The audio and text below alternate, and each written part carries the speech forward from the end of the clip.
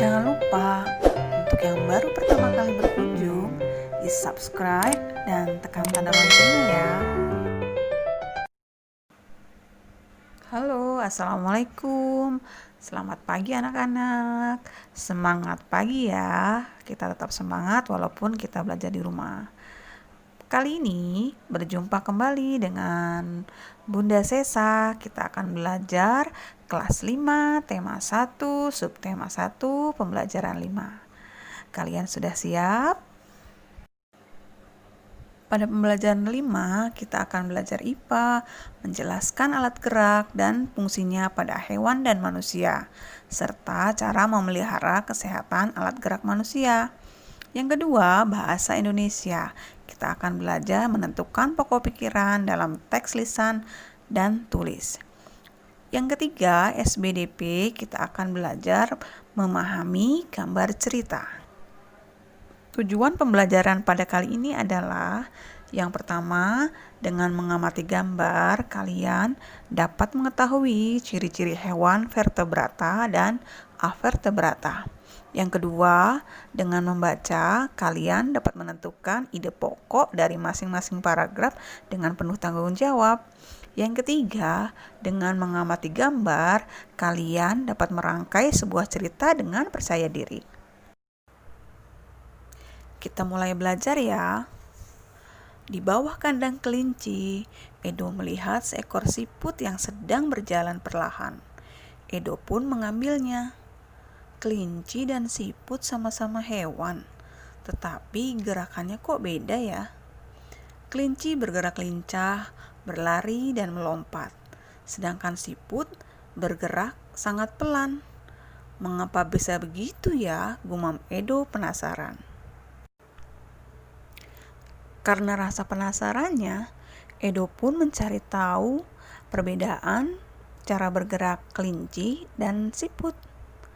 Perhatikan gambar di bawah ini ya. Ternyata kelinci itu termasuk hewan vertebrata, sedangkan siput termasuk hewan avertebrata. Apa sih maksudnya hewan vertebrata dan avertebrata? Kita cari tahu yuk.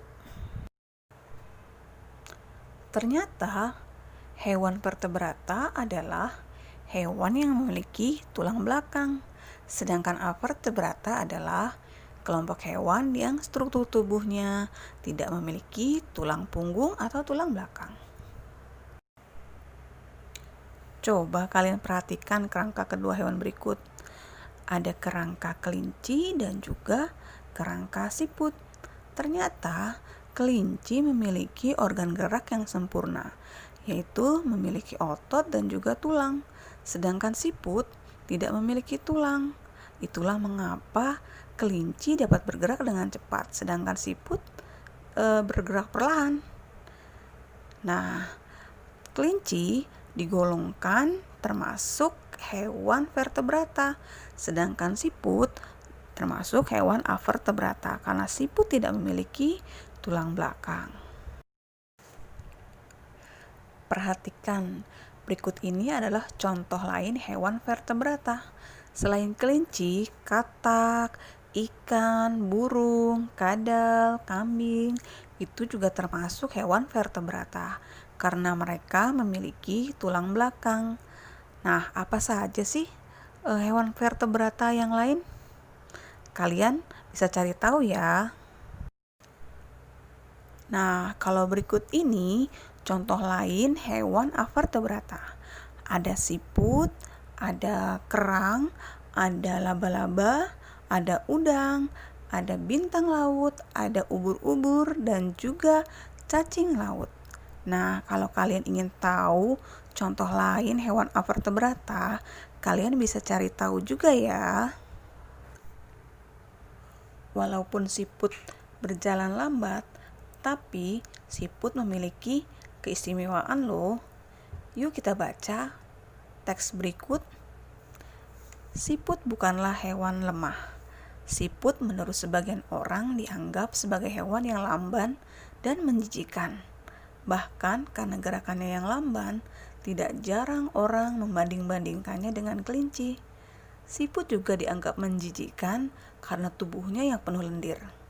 Sebenarnya siput memiliki kelebihan dan keistimewaan.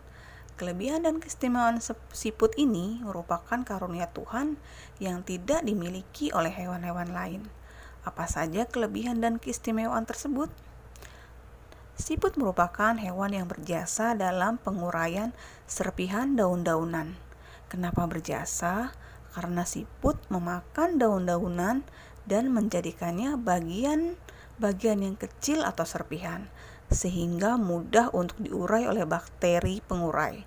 Jika benda-benda yang besar seperti daun berubah menjadi serpihan dan diuraikan, akan bermanfaat bagi kelestarian lingkungan sekitar siput berada. Hasil penguraian yang diawali oleh siput itu akan berfungsi menjadi pupuk alami sehingga tanah pun menjadi subur. Siput adalah sang pengembara yang mandiri.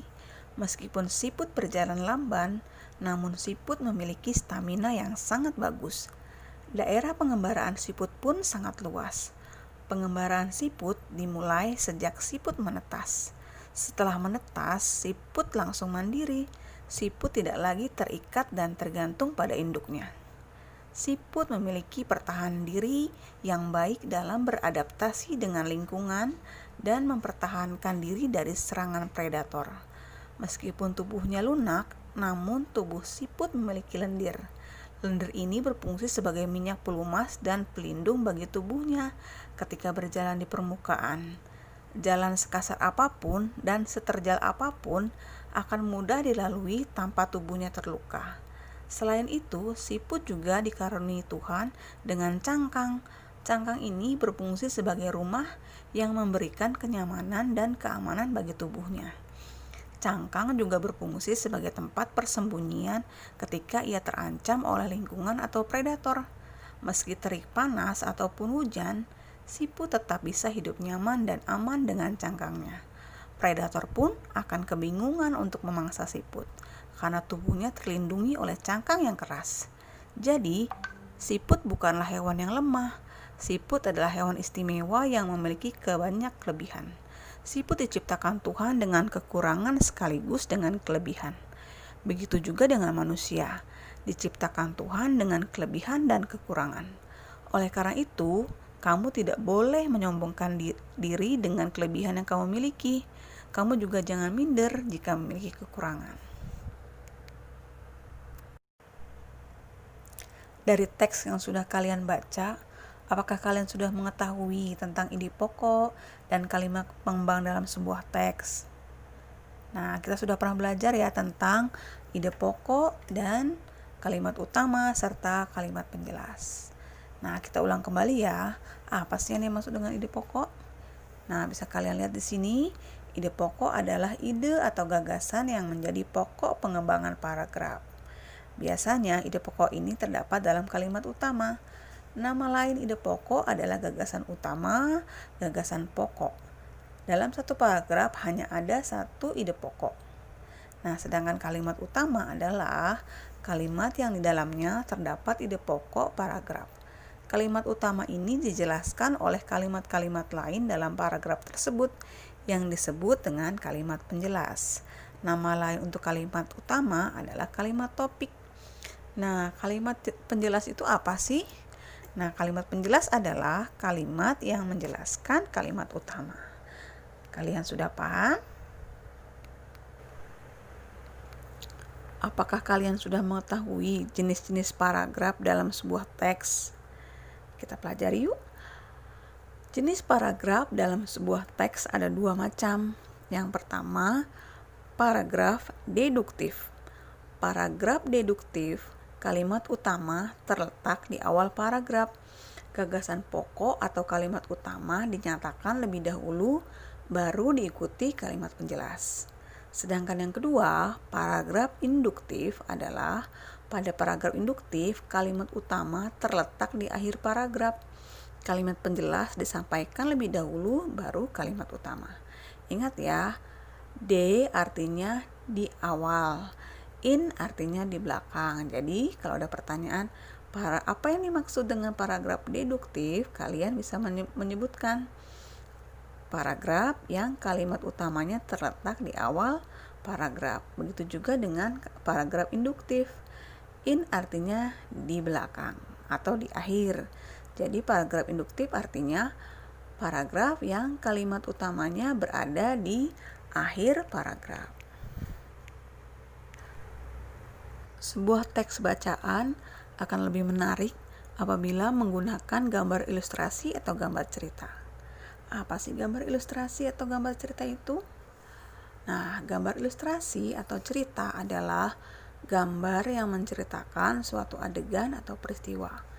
Fungsi dari gambar cerita adalah memperjelas alur atau isi cerita, memperjelas isi pesan dalam promosi suatu barang, menarik perhatian atau menambah nilai artistik atau keindahan, dan sarana untuk mengungkapkan perasaan penggambarnya. Corak gambar ilustrasi atau gambar cerita adalah sebagai berikut. Yang pertama, corak realis. Yang kedua, karikatur. Yang ketiga, kartun. Dan yang keempat, dekoratif. Berikut ini pengertian dan contoh berbagai jenis gambar ilustrasi. Yang pertama, realis. Realis merupakan gambar yang dibuat seperti keadaan aslinya, baik bentuk, ukuran, dan tata letaknya. Contohnya seperti lukisan berikut. Yang kedua, karikatur. Karikatur merupakan gambar yang melebih-lebihkan atau mengubah dari objek aslinya. Gambar karikatur menyajikan objek dengan karakter yang lucu dan aneh. Biasanya gambar karikatur mengandung kritikan atau sindiran. Yang ketiga, kartun. Kartun merupakan gambar yang berfungsi untuk menghibur dan berisikan humor.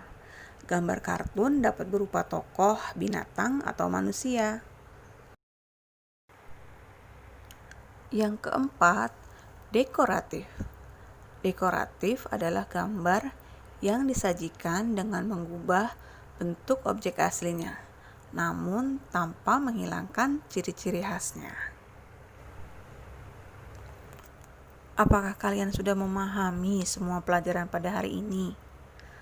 Jangan lupa ya, kerjakan tugas yang diberikan gurumu. Tetap semangat, tetap jaga kesehatan, kebersihan diri, dan lingkungan ya. Sampai jumpa pada pembelajaran selanjutnya. Terima kasih. Jangan lupa like, share, dan subscribe-nya ya.